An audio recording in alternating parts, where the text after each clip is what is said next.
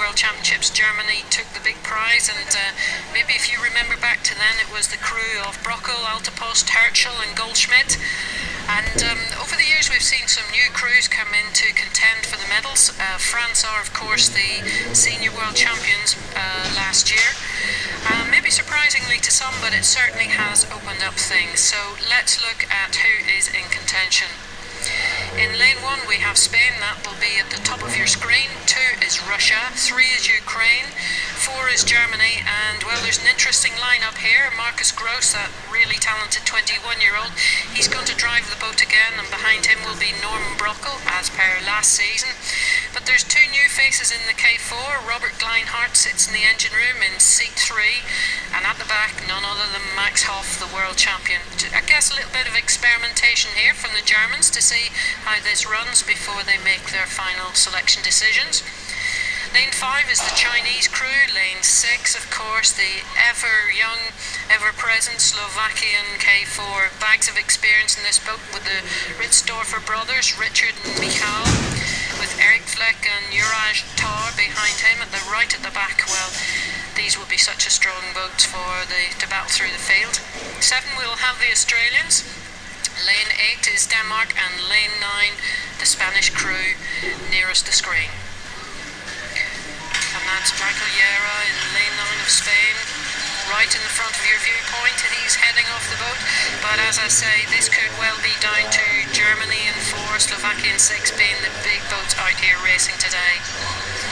And you can see the black boat of Germany just taking a short lead out ahead of the rest of the field.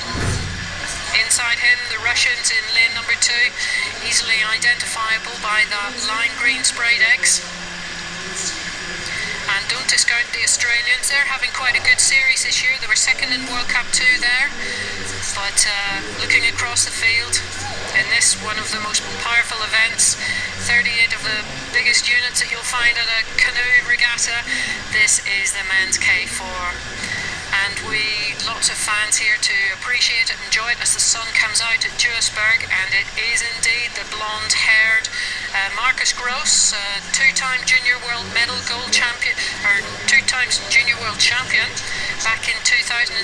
Indeed at Richicha, he's spearheading the German effort there in lane 4 as they come in down towards the 500 metres, and the Russians are handily placed there out in lane number 2. Slovakia in lane 6 aren't too far away either. They're going to make sure they're in the dust down at the end of the race. In Australia, consisting of Tate Smith, Matthew Urquhart, Murray Stewart there, and Jacob Clear, they're there as well, and they've moved right up to be closing down on the Germans. So the Germans spearheading the race, flanked by Russia out there in 2 and Australia in 7. These are the key protagonists as we move down towards the 750 mark.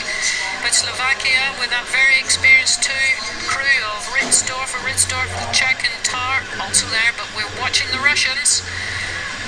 Timing also important in these big boats, the K4, to move those boats with maximum efficiency, and it's the guy right in the front of the boat on the left-hand side that sets the pattern and the rhythm. And they move down towards the 200. And from the screen on the far side, it looks to be with the Russians, taking the Germans through. The Germans in lane number 5, and the Australians with the gold vests and the green boat representing their country with pride in lane 7. And they're moving down now towards the red boys, and it looks like Russia are having it, but Germany have upped the rate. Gross has called it, and he's asking for more from his guys. And can the Russians hold it, or are the Germans going to push through? The Germans are in 4, the Russians are in 2. Will the black boat or the white boat get the win?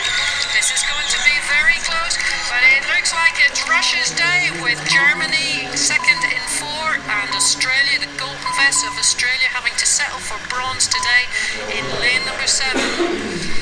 So the Russians doing a really good job there, just pulling back the German crew, overtaking them in the second half of the race and hanging on to that lead despite lots of pressure coming from Gross, Brockel, Gleinhardt and Hoff. Just not quite enough to wrest the gold away from the Russian crew, with 3rd place going to Australia.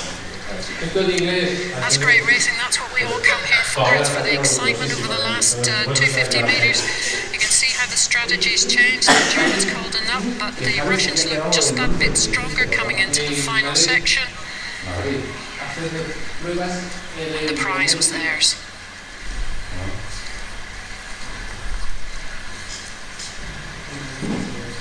And I guess the Germans will have a few thoughts to make as we look at the Australian crew. Again, as I say, look at all the spray flying. Big starts, lots of pumping action from those legs, getting the blades going round, and then looking to hold the form all the way down the course. Synchronicity just so important when you're coming to big crew boats. And you can see that the Germans just had a marginal advantage. They led the Russians through the 500, but the Russians weren't going to stop there. They actually got the foot down on the accelerator. And coming into the closing stages, they took a bit of a lead out of that German four. And they just managed to hold on to it, to cross the line and take the big medal of the day. The big medal goes to Russia in lane 2, Germany second in 4, having to settle for silver.